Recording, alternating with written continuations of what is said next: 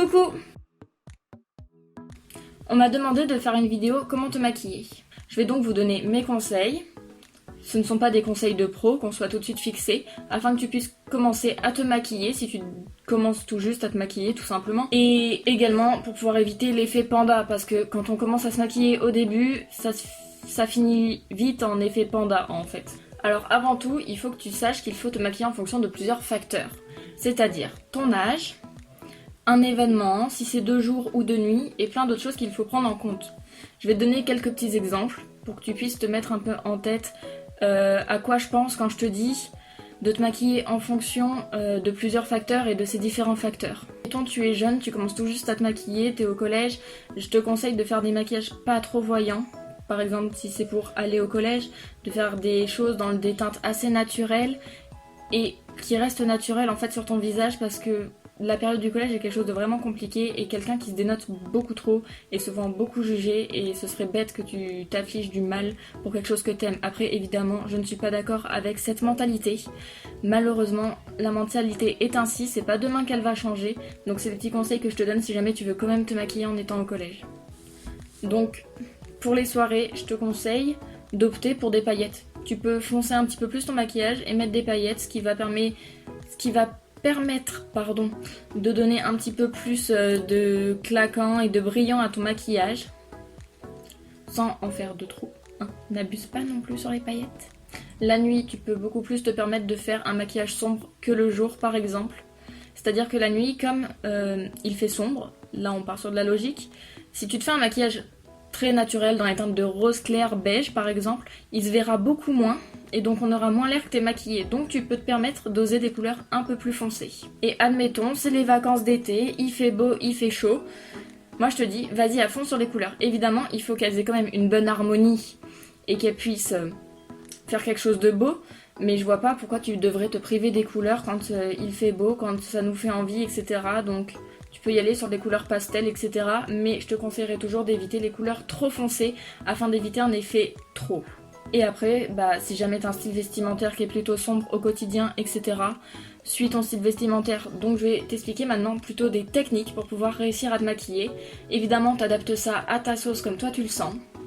Et donc on va passer à la suite. Donc la règle numéro 1 dans ton maquillage, ça va être d'estomper. Au maximum, tu estompes.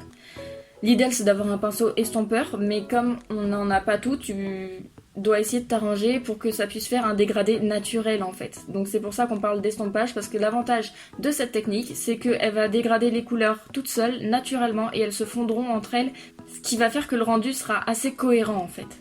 Ensuite, je te conseille d'utiliser une base à paupières que tu peux appliquer avec le doigt par exemple. Il y en a certaines qui s'appliquent au pinceau, d'autres au doigt, enfin il y en a plein, tu choisis celle que tu veux. Et je te conseille de la mettre tout simplement parce qu'elle va permettre aux couleurs d'avoir plus d'intensité et également à ton maquillage de tenir plus longtemps. Après, quant à la disposition de tes fards à paupières, admettons que tu veux te faire un maquillage 3 couleurs. Je te dis 3 couleurs parce que ça va permettre d'avoir un dégradé sur ton œil tout simplement. Donc je te conseille de mettre la couleur la plus foncée au coin externe de ton œil et de dégrader en allant vers la couleur la plus claire au coin interne. Tout simplement parce que le fait de mettre la couleur claire au coin interne va te permettre d'illuminer ton regard. Et la couleur que tu as mis au coin externe, je te conseille de l'appliquer aussi légèrement en ras de cils, ce qui permettra de structurer ton œil. Pour le trait d'eyeliner, si tu veux te lancer dans le trait d'eyeliner, je ferai sûrement une vidéo consacrée seulement au trait d'eyeliner plus tard. Il y a plusieurs techniques qui existent. Donc il y a celle du scotch qui consiste à mettre un scotch reliant le coin de ton œil là à ton sourcil, et t'as juste à suivre le repère du scotch pour faire ton trait d'eyeliner. C'est facile et ça ne laisse pas de marque. Vraiment, c'est la meilleure technique si tu commences à faire tes traits d'eyeliner, parce que ça va te permettre de visualiser et d'avoir le coup de main pour après enlever le scotch et le faire sans le scotch. Après, sinon, si tu veux le faire à main levée, je te conseille de prendre le repère visuel, donc dans ta tête, de ton coin et de ton sourcil. Car en faisant ça, tu arriveras mieux à structurer un trait pour commencer qui sera assez... comment dire ? Et donc en faisant ça, tu pourras commencer à avoir un trait et avoir surtout la symétrie. Parce que le problème dans les traits d'eyeliner, c'est qu'on a 2 yeux, donc il faut le faire 2 fois et que c'est très rare qu'on soit symétrique dès le premier coup au début. Après là, c'était pour pouvoir faire une belle virgule avec ton trait d'eyeliner. Évidemment, tu peux faire juste un trait en ras de cils. Alors il n'est pas conseillé de tirer sa paupière. Moi je le fais parce que je trouve que c'est plus facile pour cet œil là, parce que j'arrive pas à prendre mon pinceau comme ça, mais il faut aussi que ton pinceau il longe tes cils en allant jusqu'au du coin interne au coin externe. Ce sera plus simple comme ça, et donc c'est pour ça que je tire ma paupière, parce que j'arrive pas à le faire comme ça, donc je tire pour que mes cils soient vers le bas, et éviter d'en mettre sur mes cils, parce que une fois que t'en as sur les cils, c'est vraiment infernal. C'est comme ça que tu risques de tacher ton fard à paupières si t'en as mis juste avant, ou même de devoir faire un nettoyage intense sur ta paupière après, parce que ça en aura foutu partout, tu vois. Maintenant on va passer au mascara. Alors c'est quelque chose d'assez simple à appliquer. Beaucoup me diront pourquoi tu parles du mascara. En fait genre c'est hyper simple, tu prends ta brosse et tu fais comme ça vers le haut et c'est bon. Oui c'est bon, mais parfois ça peut être compliqué, enfin on n'est pas toujours coordonné, on a peur de se le mettre dans l'œil au début. Donc je peux te donner une petite technique, t'as la technique de la cuillère qui va te permettre en fait d'appuyer tes cils contre quelque chose sans tacher ta paupière qui est au-dessus. Donc tu vas mettre ta cuillère, admettons, voilà, là c'est ta cuillère, donc tu la cales comme ça en fait sur ta paupière sans trop appuyer non plus, et t'as juste en fait à balayer ta brosse sur la cuillère, ce qui fait que ça ne tachera pas ton fard à paupières ou ta paupière qui est au-dessus, et tu pourras appliquer assez facilement ton mascara. Et pour les cils du bas, si tu souhaites en mettre, je te conseille de faire des petits zigzags avec la brosse de ton mascara qui a été essorée sur le rebord préalablement, parce que tu fais très vite des paquets et comme ces cils sont très courts, c'est très dur à rattraper. Donc tu essores au maximum et tu fais des petits zigzags. Donc voilà, je t'ai dit à peu près le gros à savoir pour commencer à se maquiller les yeux. Maintenant on va passer aux sourcils. Alors t'es pas obligé de les maquiller quand tu commences à te maquiller, c'est quelque chose qui personnellement m'est venu seulement plus tard de me maquiller les sourcils. Genre, c'est-à-dire que déjà j'ai des sourcils touffus, donc me les maquiller j'ai pas forcément besoin. Et aussi que j'ignorais le fait qu'on pouvait se maquiller les sourcils avant. Donc voilà. Alors bien sûr pour te les maquiller c'est mieux que tu les aies épilés. Attention, si jamais tu t'épiles les sourcils toute seule et que tu commences juste à te les épiler, le seul conseil que je vais te donner c'est suis la forme naturelle de tes sourcils pour commencer. C'est-à-dire enlève les poils qui dépassent en dessous et au-dessus, mais va pas t'amuser à créer une forme tant que t'es pas sûr, parce que ça risque de finir en carnage à coup sûr. Donc, pour te maquiller les sourcils, maintenant que j'ai dit tout ça et que j'ai beaucoup parlé, du coup, pour maquiller mes sourcils, ce que je fais c'est que d'abord en fait je vais suivre la forme naturelle de mon sourcil tout simplement. Donc en le traçant. Et après je vais remplir.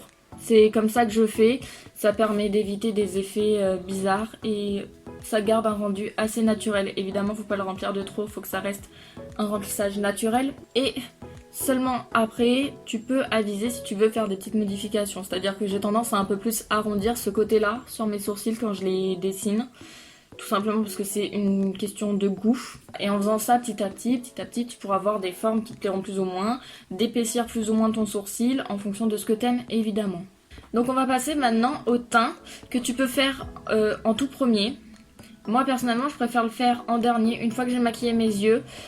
Tout simplement parce que il y a souvent des chutes en fonction des maquillages que tu utilises. Et après tu te retrouves avec un fond de teint qui a des chutes de fard à paupières et donc tu dois nettoyer, refaire l'endroit où il y a eu les chutes parce que ça en a forcément levé un petit peu ou ça a forcément taché ton teint. Du coup je fais mon teint en dernier pour éviter d'avoir à le refaire. Alors comme je l'ai déjà dit, je ne me maquille pratiquement jamais le teint. Là mon teint n'est pas maquillé, j'ai juste mis du correcteur sur mes petits boutons. Donc c'est pas quelque chose que je me maquille, tu prends le produit que tu veux, tu peux l'appliquer à l'éponge ou au pinceau, c'est à toi de choisir en fait avec lequel t'es le plus à l'aise. Avant de mettre ton fond de teint, si tu veux faire quelque chose de vraiment propre et clean, je te conseille de mettre du correcteur sur tes imperfections. Donc déjà de mettre de l'anti-cerne au niveau de tes cernes pour pouvoir les camoufler au maximum. Pour camoufler tes petits boutons, je te conseille un correcteur vert que t'extomperas bien pour pas qu'il se voit à travers ton fond de teint si ton fond de teint est assez léger. Parce qu'il va permettre de diminuer le côté rouge de ton bouton et du coup il se verra moins. Et à tout prix, s'il te plaît, ne mets pas un fond de teint plus foncé en te disant bah comme ça j'aurai l'air un peu plus bronzé. Non. Non.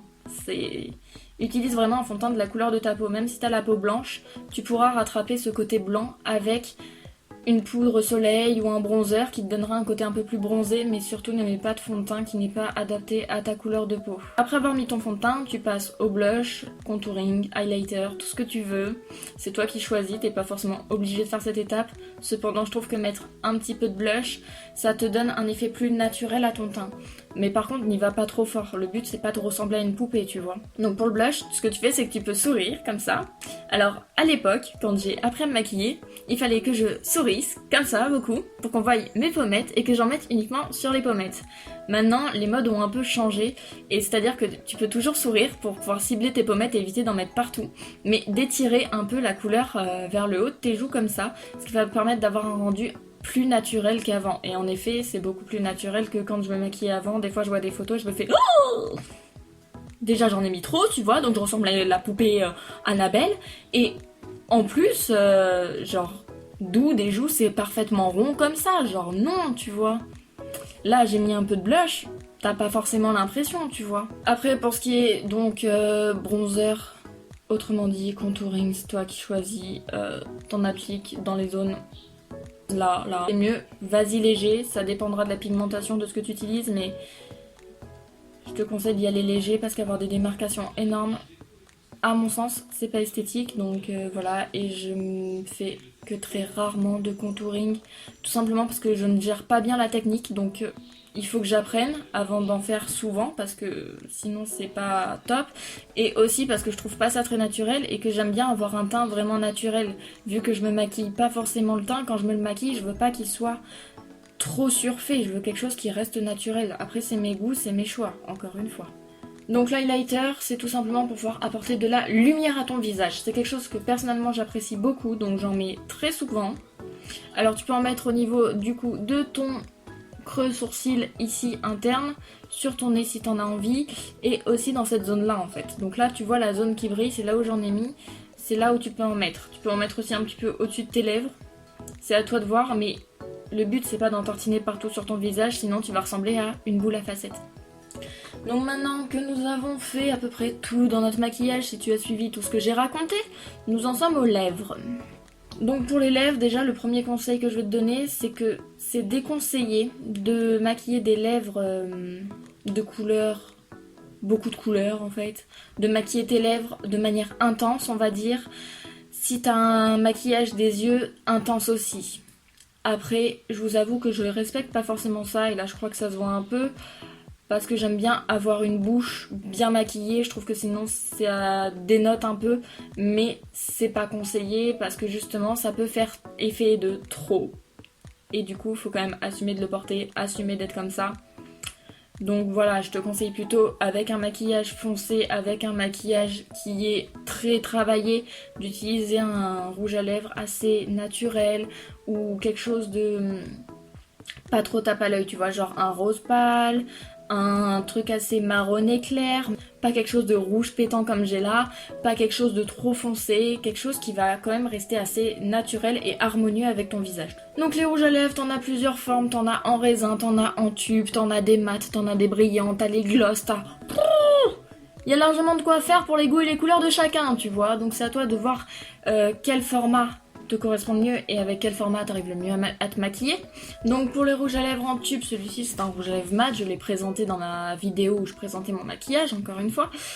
Donc ce sont des rouges à lèvres comme ça, et on peut aussi trouver des glosses qui se présentent comme ça. Alors les rouges à lèvres comme ça, sachant que si c'est un mat, il va tenir très bien, si c'est celui-là, je te jure qu'il tient, mais une journée complète sans problème. Donc tu as intérêt à l'appliquer correctement. Alors ce que tu vas faire, c'est qu'avec ce type de rouge à lèvres, tu vas d'abord faire le contour de tes lèvres en mettant pas trop de texture pour commencer. Si jamais tu débordes, tu peux prendre un coton-tige et enlever ce que tu as débordé d'abord. Et après tu remplis. Après tu peux faire comme tout rouge à lèvres, comme ça, tu vois. Et tu enlèves pareil ce qui a dépassé et tu le laisses sécher. Si c'est un mat, tu le laisses sécher, tu le laisses tranquille jusqu'à temps qu'il soit sec. Et tu verras... Normalement, il n'y a aucun souci. Si jamais tu optes pour un rouge à lèvres, alors là j'ai pris un au hasard, en raisin, c'est-à-dire comme ça. Là tu peux le mettre, si tu sens que c'est plus simple de le mettre comme ça, voilà. Évidemment tu fais attention à ne pas dépasser quand même parce que c'est pas très esthétique, à mon sens, encore une fois. Et du coup bah, tu peux le barbouiller sur tes lèvres sans dépasser. Enfin, je pense pas que tu aies besoin de grands conseils venant de moi par rapport à ce genre de rouge à lèvres. Parce que c'est le rouge à lèvres qu'on piquait à nos mamans quand on était petite. pour pouvoir matifier ton rouge à lèvres. Donc admettons, tu as un rouge à lèvres comme ça, il est pas brillant mais il est pas tout à fait mat non plus. Ce que tu peux faire, c'est qu'une fois après l'avoir appliqué, tu prends un mouchoir, un sopalin, un bout de papier toilette, ce que tu veux, enfin tu vois un peu le concept de ce que je te dis de prendre, et tu vas le mettre comme ça en fait dans ta bouche. Enfin, tu vas le pincer avec tes lèvres en fait, tu ne le mets pas dans ta bouche, mais tu le pinces avec tes lèvres. Tu répètes l'opération autant de fois que tu veux afin d'avoir le rendu que tu souhaites. Ça va te permettre d'estomper ton rouge à lèvres, de le matifier, et des rumeurs disent qu'ils tiennent plus longtemps. Alors ça, je le confirme à moitié, ça dépend des rouges à lèvres que je mets. Mais en effet, certains de mes rouges à lèvres ont tenu plus longtemps en ayant fait cette technique-là, parce que tout simplement, ça fait qu'il y a moins de texture sur tes lèvres, où tu le sens moins, et du coup, tu touches beaucoup moins, ou t'es beaucoup moins comme ça, tu vois. Ce qui va faire que du coup, ton rouge à lèvres, il est moins trituré, donc il dure plus longtemps. C'est comme quand tu te maquilles les yeux, si tu passes tout le temps tes doigts sur tes yeux, ton maquillage ne tiendra pas. C'est exactement le même concept. Bon, j'ai rien oublié, j'espère, je le crois, j'espère que mes explications ont été assez claires. Donc tu peux comprendre que c'est la fin de la vidéo. Je pense que je vais faire une série à thème maquillage, où je ferai juste des vidéos où je te montre comment je me maquille, comment je réalise plusieurs maquillages, afin que tu puisses trouver plus d'inspiration. Donc comme j'ai dit précédemment dans la vidéo, sûrement une vidéo astuce trait d'eyeliner. Parce que je trouve que c'est assez important, vu que beaucoup disent « Waouh, mais j'adore tes traits d'eyeliner, mais comment tu les fais? Moi, j'y arrive jamais !» C'est un coup de main à prendre, et donc ce serait avec plaisir de vous montrer comment je fais et comment j'ai appris pour pouvoir réussir mes traits d'eyeliner comme je le fais maintenant. Après, du coup, je pense que je vais faire d'autres vidéos maquillage à thème, du genre maquillage de soirée, maquillage pour aller en cours, maquillage d'été, maquillage de nuit, maquillage de jour, des trucs comme ça où je vais te montrer ce que je ferai moi pour ces événements là. Après, je suis pas non plus un hyper modèle, parce que c'est-à-dire que je peux me maquiller hyper foncé en journée sans raison, parce que j'ai des goûts chelous tout simplement, mais je l'assume, je le porte et je le vaux bien, donc j'y vais à fond, tu vois. Évidemment, il faut surtout respecter ce que tu aimes avant tout. Bref, si tu as aimé tout le blabla que je t'ai raconté, tu peux mettre un petit pouce en l'air. N'hésite pas à t'abonner si jamais tu veux voir d'autres vidéos, parce que je vais essayer d'en poster un peu plus régulièrement que jusqu'à présent. Parce que si jamais t'es là sur ma chaîne depuis un bout de temps, tu as vu qu'avant les 2 dernières vidéos, ça faisait 1 an que j'avais pas posté de vidéo, et encore 1 an avant que j'avais pas posté de vidéo. Enfin, c'est-à-dire que là j'étais partie sur un délire, une vidéo par an, tu vois. Donc, n'hésite pas à t'abonner, je vais essayer de faire du contenu beaucoup plus souvent, de pouvoir faire du contenu qui va te plaire. C'est pour cela que je t'invite à envoyer des petits commentaires pour pouvoir me dire des choses qui pourraient te plaire que je fasse. Je suis ouverte à toute proposition, que ce soit n'importe quoi, du gaming, du make-up, tout ce que tu veux, genre... Je suis vraiment ouverte à tout, parce que je me dis que genre j'ai envie de tout tester. Peut-être qu'à un moment donné je me dirais tiens, c'est ça que je veux faire. Pour le moment je suis ouverte à tout, parce que tout simplement j'aime un peu tout, donc je suis pas super compliquée là-dessus. Donc propose-moi tes idées, tout simplement, si jamais tu veux voir quelque chose en particulier que je fasse. Et puis sur ce, je te fais plein de bisous.